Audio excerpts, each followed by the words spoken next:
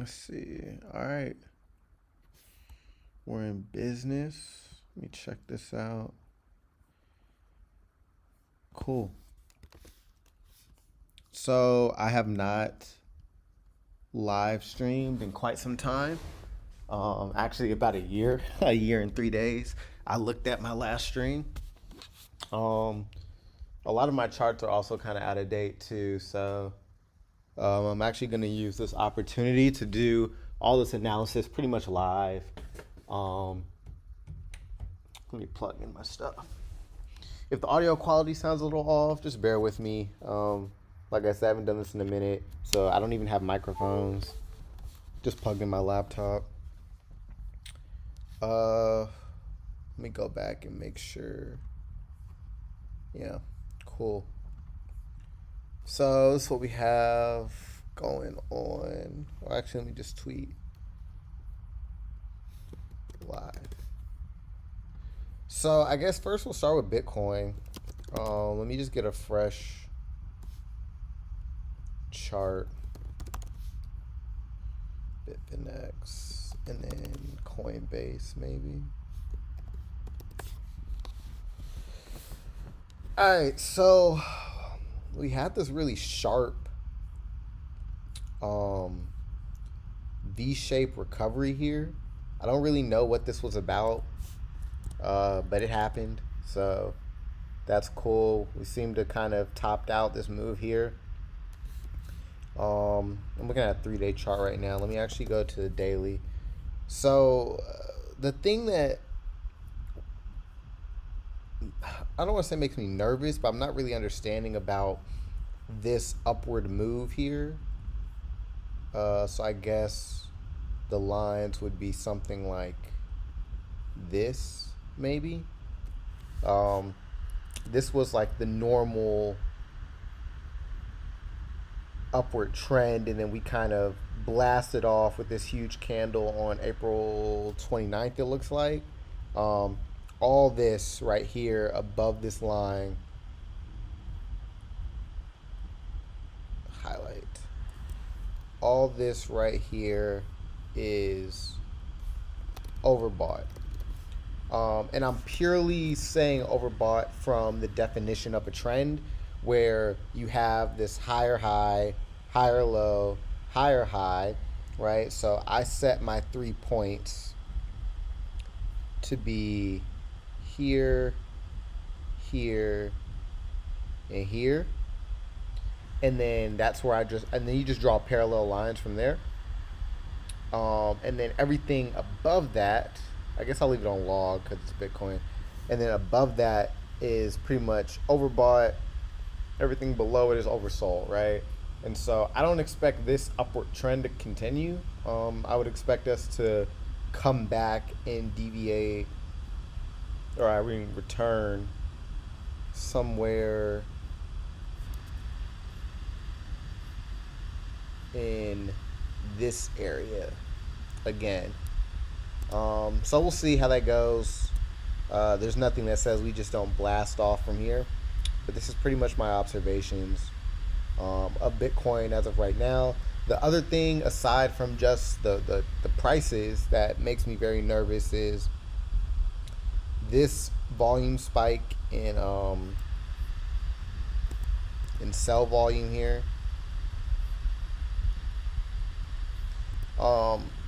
All the buy volume that was part of this isn't important. This sell volume here actually overshadows the buy volume of this huge candle on April 29th that I just spoke about. And so nothing really about this is saying this is super bullish, actually. So I'd be wary about buying up here. I'm not saying you should short, but what I am saying is if you're long, take profits here. That makes perfect sense. But again, this is crypto. Like, there's nothing that says we can't just literally do that, right? Totally a thing. So we'll see. So yeah, the price doesn't really agree with me. I don't really like the volume profile here. We had a small div there that I'm looking at. I'll put that in red. So we had here and then here. So that was a bearish divergence. I see no hidden bullish divergences, which generally means continuation. There was one here, it looks like. Oh no, I'm wrong. Okay, so yeah, no hidden bullish divergences. So I'm not really feeling Bitcoin at the moment. Let's erase all this and let's try and look at like high time frame levels on the weekly. So obviously here, I like to do my weeklies in pink. I have no idea why. Here is a good level, clear level. If we ever return down to here for whatever reason, that's a support. You can see from this block over here on the left. Oops. Just want to draw this appropriately. If you're unfamiliar with how I draw order blocks on this channel, essentially I'm taking, if it's a bullish block, I'm taking the lower wicks, right? And then I'm taking the highest candle body. So in that case, that's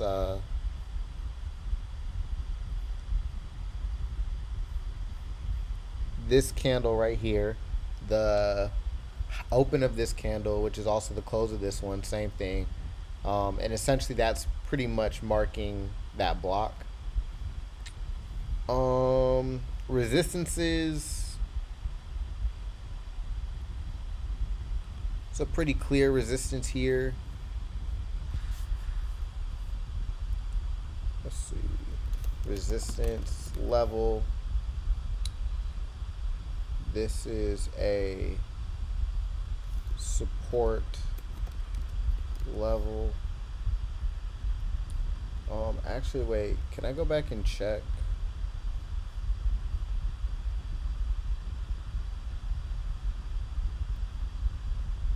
I know nobody's here, but I just want to pop out this chat just in case I want to see what people are saying.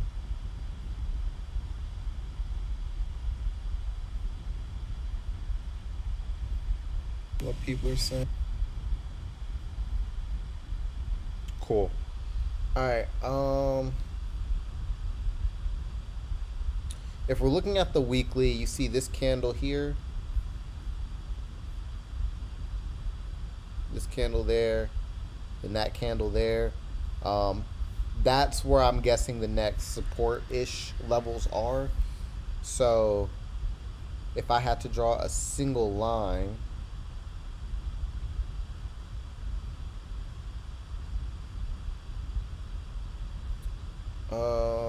I'd probably pick here. Oops. Here. Right? And then if I had to pick a block, I'd prefer to do that on like a 3-day chart. So let's actually zoom in. So here's a bearish order block there. So here, this is support.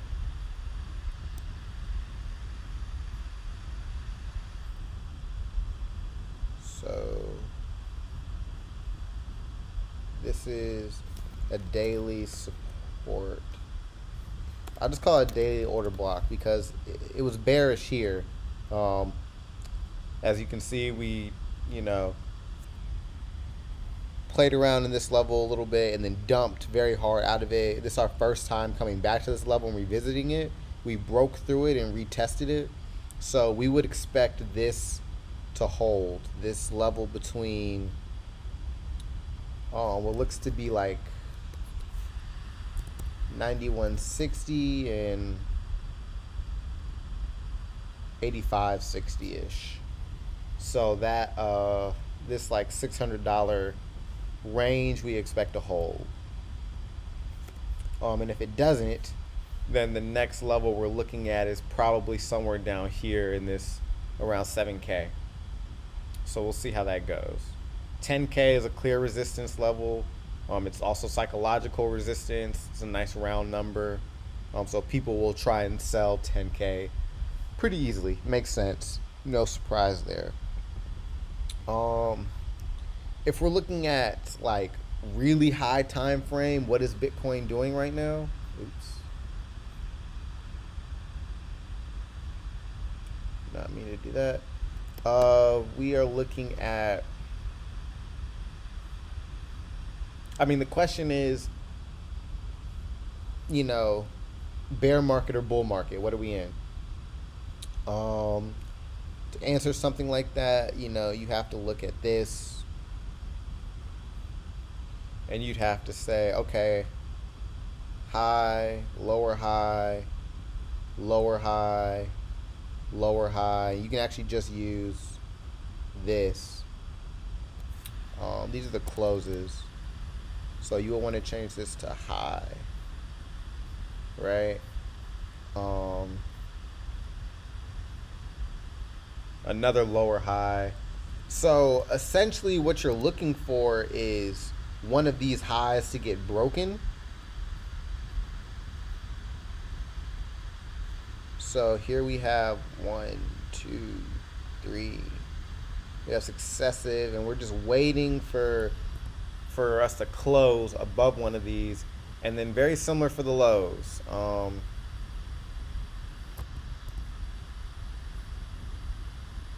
Put this in blue. Low, lower low, lower low, lower low, right? So this is tightening, which either means we just continue to go lower, which means we're going to break 7K down here, or we're consolidating to go up again, and we'll try and tackle maybe like 12.3K. So from the technical perspective, this is still a bear market, and has been since June of last year. So almost a full year of successive lower highs and lower lows, right? And until that pattern breaks, we still must act with a bearish bias in mind. So that's pretty much the idea here, right? Like the question of are we in a bull or bear market isn't a difficult one. This price action we weren't around to talk about. It's pretty interesting. I'm not gonna lie, I don't really know what this is. If I had to guess, I would say, okay, cool, we were in a bear market here. We were clearly trending downwards. And then what happened was under here, somewhere under here is being oversold. So we're oversold under here, right? And so what happened was we dipped below this level, which looks to be at about 6.1K, and we immediately corrected upwards. It looks, immediate is a relative term, but given the fact that these are weekly candles, each one of these candles represents 7 days, this is a pretty quick turnaround. So we fell below this level, we were oversold, the market did not like these prices, and then we pumped back up, right? And here we are again, dipping towards this level again. We came, approached it. Again, market did not like it. And this time, we rejected this level with even faster. And again, we're back above here, right? So it looks like 6150, something about this level, this zone, is somewhere where price is not like. If you want to look at this, and try and force it to be some type of Adam and Eve pattern, that's valid. But I mean, it's really just a double bottom. Second bottom has a higher low than the first bottom. So I wouldn't call it an Adam and Eve by textbook, but in principle, the philosophies behind both of those patterns are the same, right? So that's essentially what happened. So this was a correction in disagreement with oversold prices.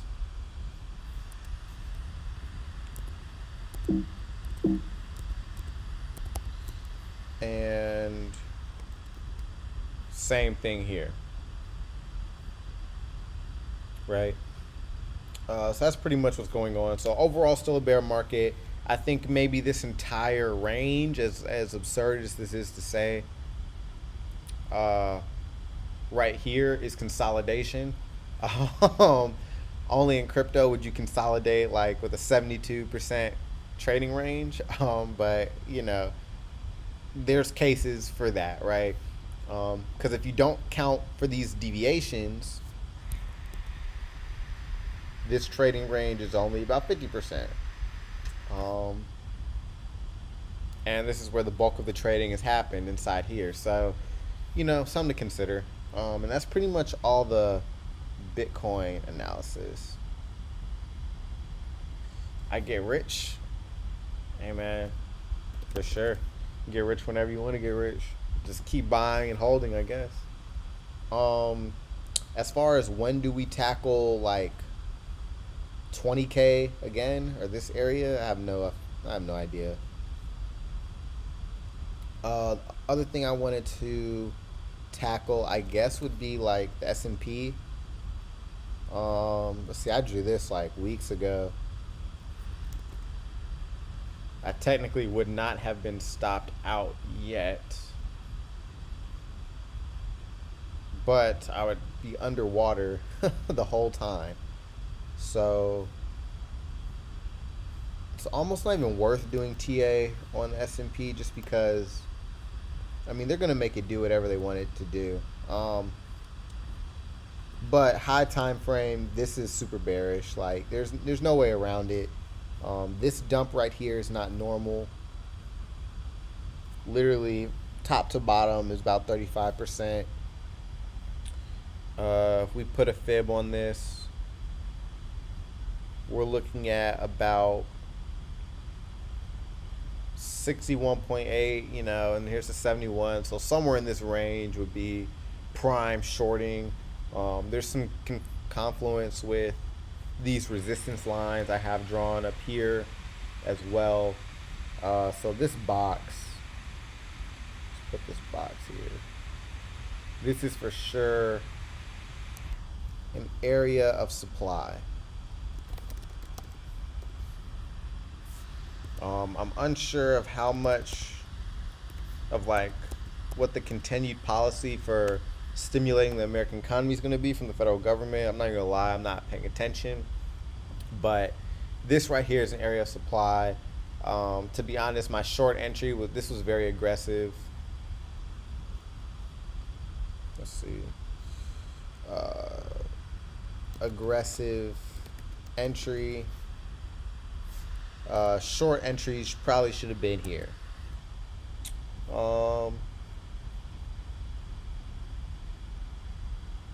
What do you think about the correlation with Bitcoin and the S&P?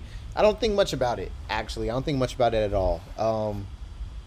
They're two separate asset classes, and there's way too many narratives for why they would be correlated or inversely correlated. So, like, the reason you think they would be correlated is, I mean, the same people investing in the economy are investing in Bitcoin, right? Like, if the economy tanks and stocks are going to shit and that part of your portfolio isn't looking great, why would you invest in a highly volatile asset that really doesn't have like a use case at this moment? So the reasoning, the logic is, if the economy tanks, well, Bitcoin's also going to tank, right? Like, people aren't going to rush and invest their money in something that's experimental during a moment or a period in time when cash is king and your assets aren't really popping off for you. But then there's the inversely correlated narrative too, where it's, well, the whole reason Bitcoin was birthed was in response to poor monetary policy by banks and the federal government and the ensuing recession. So if another recession were to happen, well, then we'll see the use cases for Bitcoin skyrocket and people rush to buy Bitcoin, et cetera, et cetera. And so, I mean, it depends on what you want to be convinced by. I don't really have enough evidence on either way to say they're correlated or inversely correlated. So I try not to think about it, to be honest. But that's pretty much like my rationale with that.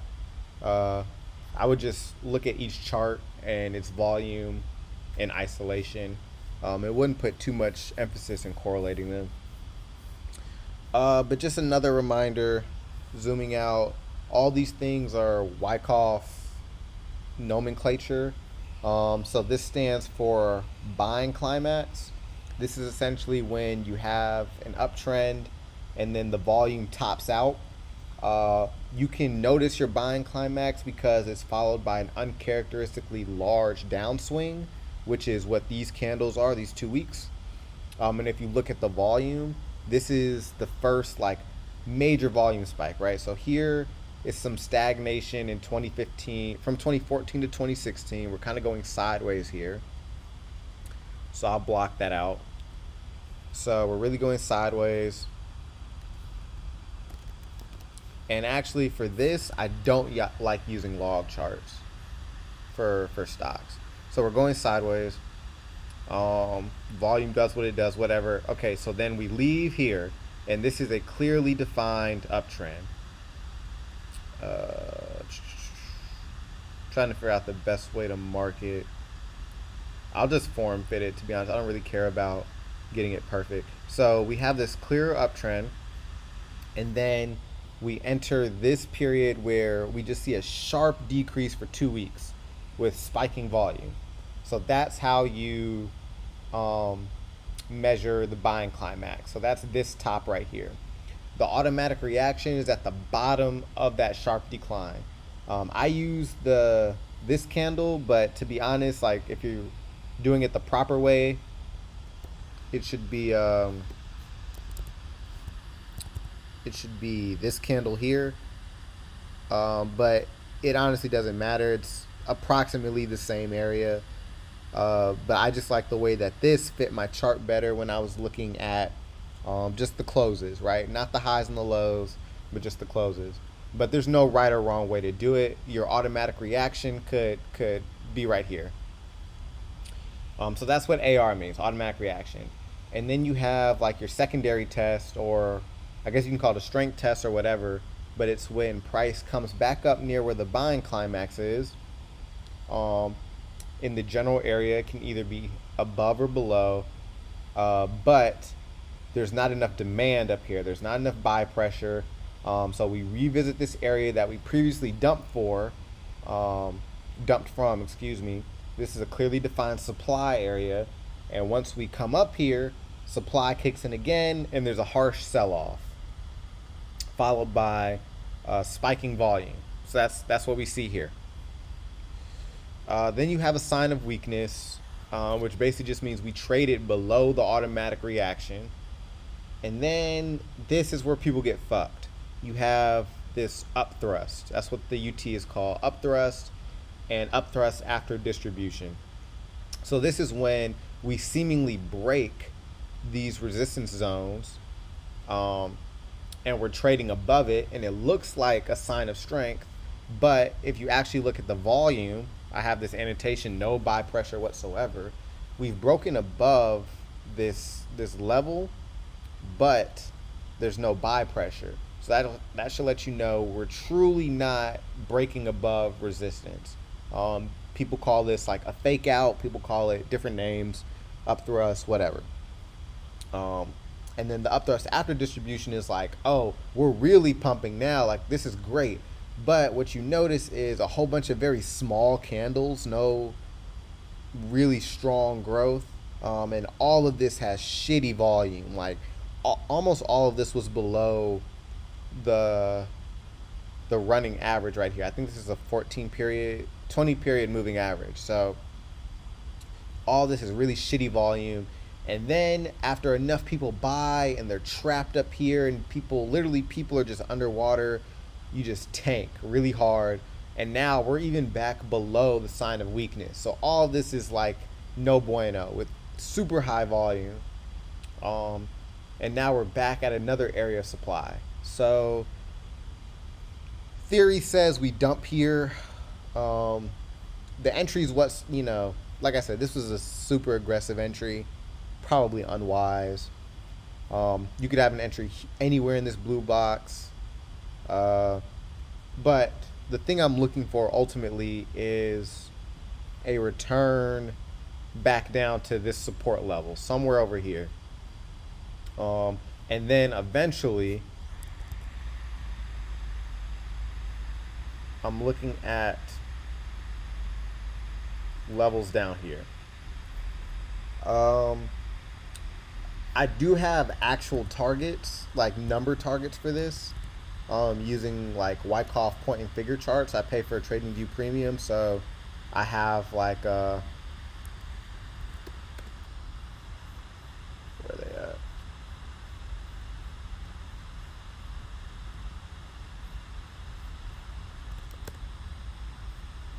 I can't pull it up right now.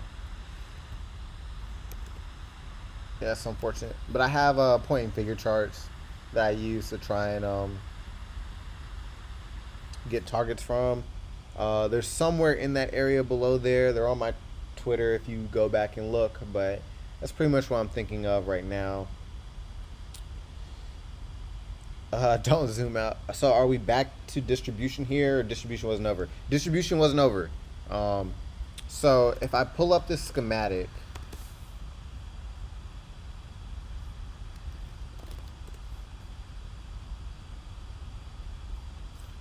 Wyckoff distribution, and this is most closely aligned with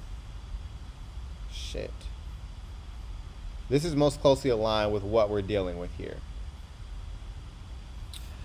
So buying climax, automatic reaction, secondary test, sign of weakness, up thrust after distribution, breakdown. So that's all this right here. And of course, it's not going to be perfect like how you see in the visual, just because real life isn't always like this. This is a schematic. But essentially what we've experienced is this up thrust after distribution.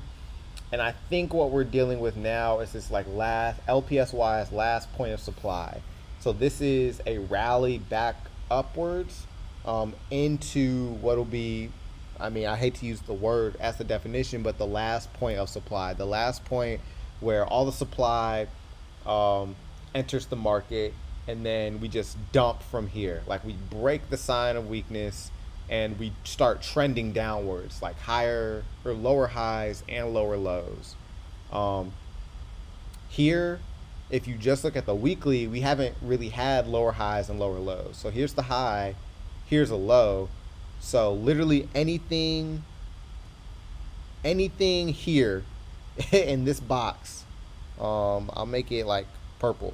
Anything in this purple box would by definition be a lower high. And then we'd look for anything below this level to be a lower low.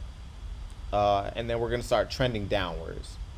So I mark this as an area of supply because I expect a change in behavior and price in this blue box. So I expect us to do something like this. Of course, not a straight down line. We might, zigzag a little bit, but I expect us to dump from this area. Another area where we could dump from is this line here. But all of that would be a lower high, right? I'm less so concerned about marking exactly where it happens and more so marking that events happen in certain orders, right? So the next event I'm looking for is a lower high, and then as soon as we start trending downwards with the series of lower highs and lower lows, then distribution will be complete and will actually be trending. But at the same time, something I said when I pulled up the chart is it's very difficult or frustrating to do TA on this asset class just because the government is doing everything they can to, pump legislation through that stimulates the American people and therefore the economy. The Federal Reserve is printing off trillions of dollars. Interest rates are getting cut. Banks don't have to have any money in reserves. Like pretty much every form of monetary and or fiscal policy you could think of, they're pulling out of their pockets right now, just trying to keep this afloat. So actually, if you look at the volume here, again, same thing with Bitcoins. Like you always want to look for this pattern of we're increasing. Let me get rid of these annotations. So we're going up here, but the volume is like not going up with it, right? Volume validates price. So if price is going in one way and the volume is not also going in that direction, then you know that there's a discrepancy. That's called a divergence. And it's also called being overbought. So here we have this situation where, and I'll delete some of these. So you have, yeah, so I actually already have them marked. So here's a bearish divergence with both volume here, you can see going down, but price went up and we barely reacted to it. Same thing here with price divergence. Lower high, but on price we had higher high. And we're pretty much in the same area where that divergence happened. So we're waiting for a reaction to that to occur. And we're waiting on some meaningful like buy volume to come into this picture. This is kind of nice, right? But the problem with that is when you have buy volume like this and we don't pump really hard, we gapped up, but the trading that actually occurred within the day is like, you know? And we pretty much didn't leave this area either. So the buy volume isn't, this is showing the effects of when the Federal Reserve and the government are trying to stimulate the economy, but there's no actual like demand in this market right now. And so, well, I mean, we'll see when it dumps. It could be any number of things. So that's pretty much all I have. I actually have to go, but I kind of just wanted to go over this. This video should be on my channel. And if there's any like particular assets you want me to look into, just let me know. So I'll see you all later.